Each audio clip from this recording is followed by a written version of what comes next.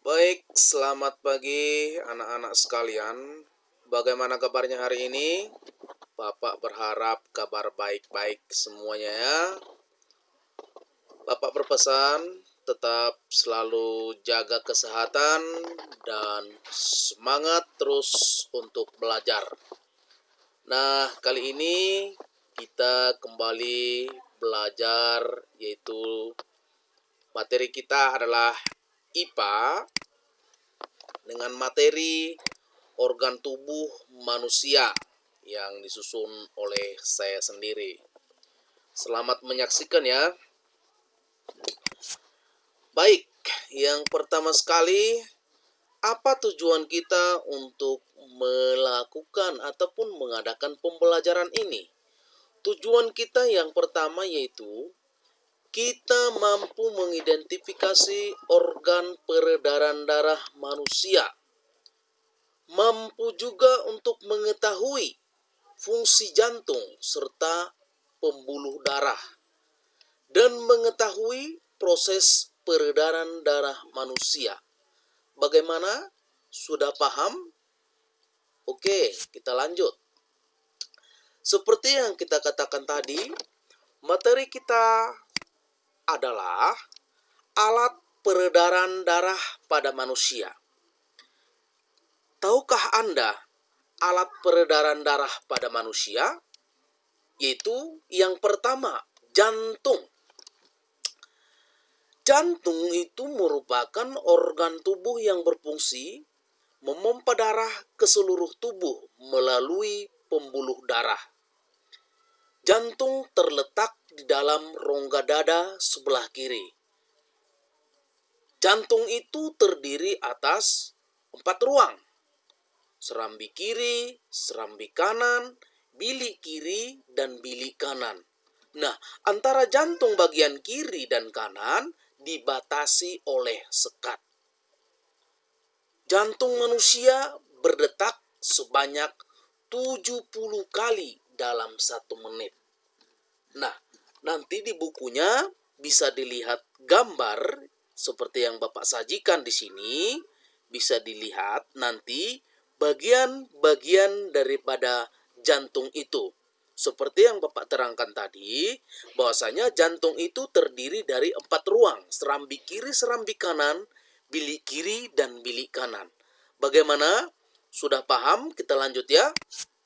Nah, 2. Pembuluh darah. Pembuluh darah itu merupakan saluran yang berfungsi sebagai tempat mengalirnya darah dari seluruh tubuh menuju jantung atau sebaliknya. Saya ulangi, pembuluh darah itu merupakan saluran yang berfungsi sebagai tempat mengalirnya darah dari seluruh tubuh menuju jantung ataupun sebaliknya. Pembuluh darah itu ada 2, ya, pembuluh nadi dan pembuluh balik. Pembuluh nadi itu dikatakan dengan arteri. Pembuluh balik itu dikatakan dengan istilah vena.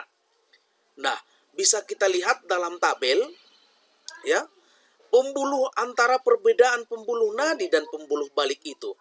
Pembuluh nadi itu denyutnya terasa, sedangkan pembuluh balik denyut tidak terasa. Pembuluh nadi itu umumnya terletak di bagian dalam tubuh, ya. Pembuluh balik terletak di dekat permukaan tubuh. Pembuluh nadi itu dindingnya tebal, kuat, dan elastis. Sedangkan pembuluh balik itu dindingnya tipis dan tidak elastis. Pembuluh nadi tekanan darahnya tinggi, sedangkan pembuluh balik tekanan darahnya rendah. Pembuluh nadi darah mengalir cepat, pembuluh balik itu darah mengalir lambat. Selanjutnya pembuluh nadi itu membawa darah yang mengandung banyak oksigen, kecuali arteri pulmonalis. Sedangkan pembuluh balik itu membawa darah yang mengandung banyak karbon dioksida, kecuali vena pulmonalis. Baik, bisa kita lihat dalam gambar, ya.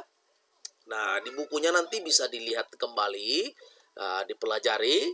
Nah, agar kita lanjut lagi ya. Iya. Yang ketiga itu paru-paru. Tahu paru-paru ya? Seperti gambar bisa dilihat bagian-bagian paru-paru.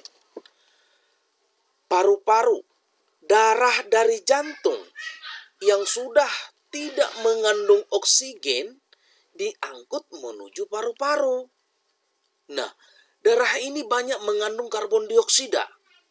Di dalam paru-paru, darah melepaskan karbon dioksida dan mengikat oksigen. Nah, darah yang telah mengandung oksigen kemudian kembali mengalir ke mana? Ke jantung. Nah, coba lihat di situ mulai dari tenggorokan, ada trakea, ada bronkus, ada bronkiolus, ada alveolus. Nah, di alveolus inilah terjadi pertukaran darah tersebut, pengolahan tersebut. Nah, paham ya? Biar kita lanjut kembali dengan evaluasi kalau udah paham. Nah, bisa dicatat nanti ya, soal yang telah Bapak buat ini. Darah yang dipompa ke paru-paru mengandung banyak apa? Ya, jangan salah, yang dipompa ke paru-paru. Ya, bisa nanti dijawab oksigen kah, karbon dioksida kah, air kah, sari-sari makanan kah? Oke. Yang selanjutnya, pembuluh darah yang mengalirkan darah dari jantung menuju seluruh tubuh itu disebut apa? Ingat ya, pembuluh darah yang mengalirkan darah dari jantung menuju ke seluruh tubuh. Ya, bukan sebaliknya. Tadi sudah Bapak terangkan. Itu ada 2 jenis pembuluh tersebut ya. Selanjutnya, denyut nadi orang setelah berlari lebih banyak daripada setelah berjalan. Karena apa? Oke, inilah dia. Ada 3 pertanyaan yang Bapak sajikan. Nanti dibuat di buku tulisnya, dijawab, dan diselesaikan dengan hati-hati. Salam sehat dari Bapak. Terima kasih. Good luck. Semangat. Horas.